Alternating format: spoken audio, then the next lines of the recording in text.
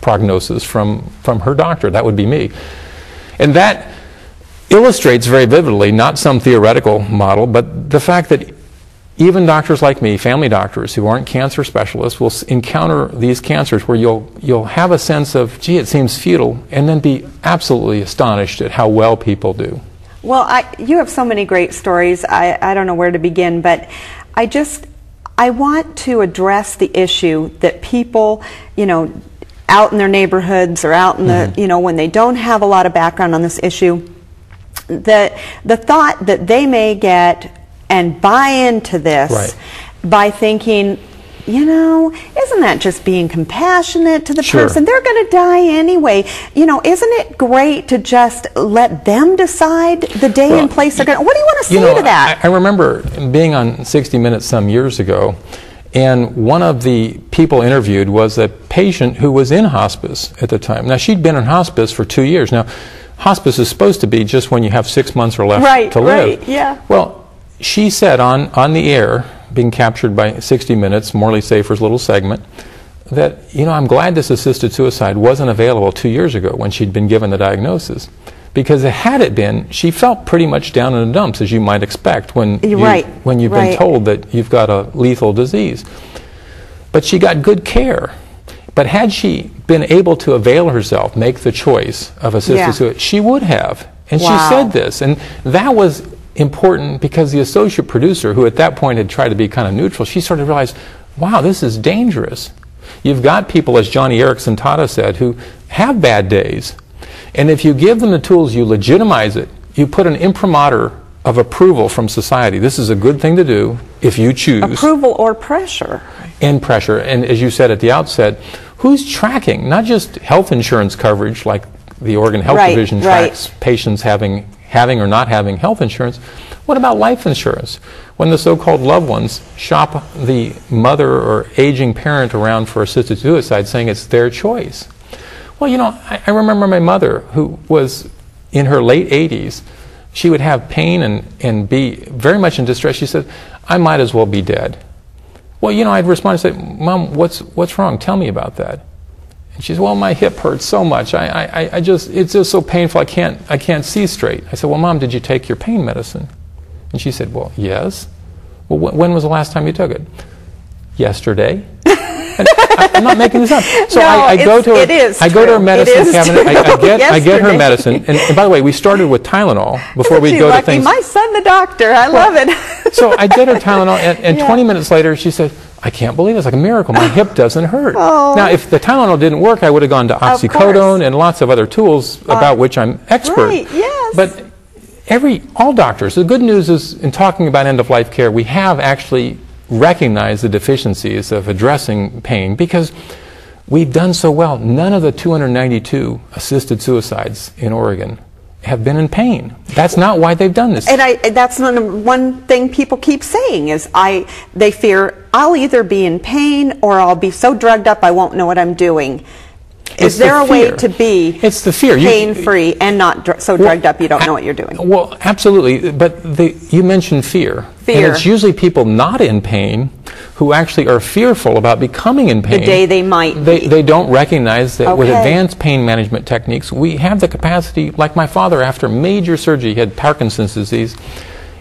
He was asleep in an ICU with a propofol drip. That's a drug that nurses can control without doctor's orders. Yeah. They kept him sedated for 11 days. When he woke up, he had no pain. He'd actually gone through the post-operative period with zero pain. He didn't even know what had happened to him. And that was legal all along. Well, of course. Of course. And they don't talk about that. They don't talk about that. And they titrated off so he was alert and awake, but totally in control, not fighting the respirator, so they could manage and give him excellent care. And people get excellent care in a hospice. They get excellent care with doctors as outpatient, now within a home nursing, inpatient. We recognize some of the deficiencies in the limited choices perhaps people had when we were perhaps always aggressive and not listening to patients. Well, that's not an issue. In fact, today, Luann, it's really more an issue of, can I get access to care? Well, that's what I was going to say. Am I going to be trapped alive with machines? You get the stories, I know, and I just want to know, what do you want to say to the person out there that may be listening and saying, oh yeah, well my doctor's not doing so good with my pain management. He said this is the best he can do and it's not working. So I guess I'm stuck. I might as well take, the suicide route. This comes up. My guy's not getting it too well. Just 3 weeks ago we had a cover story of a suicide in the Oregonian highlighted with really essentially a massive overdose she took, and they're taking pictures like this is all a public event. Well, I got calls just like that from people confusing our group with the so-called Compassion Choices. Lovely. And this one lady had exactly that scenario. She's frustrated because her doctor won't give her the same drugs she got in California. So she literally called the so-called Compassion and Choices group, which basically handles recipes for ending your life. They're shoving you off the ledge. They pride themselves and they manage 70 to 80% of the overdoses done with the so-called death with dignity, the assisted suicide here in Oregon. So people need to know if their doctor doesn't get it right, that's not the end. Well, that's what I told her. There's another doctor that I said, well, what they're suggesting to you, because you're not getting your pain managed, because you're not getting your pain managed, you should just end your life and take an overdose. Well, I had a different plan. I said, I think you need a different doctor if your doctor won't give you the appropriate attention. She says, well, will you do it? And I said, well, sure. Well, I think a lot of older people are very obedient. My mother was just like that. The guys in the white coats are next to God, and you don't question them, and you're obedient. You do what you're told. They come from a very long line of politeness and obedience Most to of my authority. patients don't do that anymore. Well, my mother was like that to her detriment, I think, but I know a lot of elderly people are shy. They're very shy, and if they don't have an advocate or a child saying, Mom, let's go, let's change that doctor, Dad, come on, let's look, let's call around, let's get somebody else. They're loyal and they're shy. No, you're right, and I'm being lighthearted about that. But you want to give them permission. Unfortunately, now on the other side of the coin, we actually have cases that have been known where the daughter is actually seen as coercive by the psychiatrist who interviewed and said, it's really hard to tell who's asking for assisted suicide. Ooh. And there was a case, literally, of Kate Cheney, who was a lady who'd been diagnosed with cancer, and she couldn't recall, really, that she had cancer. That's the level of confusion she had mentally. But the daughter took her from doctor to doctor until she got the answer she wanted, which was, your mother's a good candidate for assisted suicide. And within 15 days, then her life is ended. And of course, I'm not saying there were any ulterior motives here, but nobody knows, of course, if there's some secondary gain for that family member.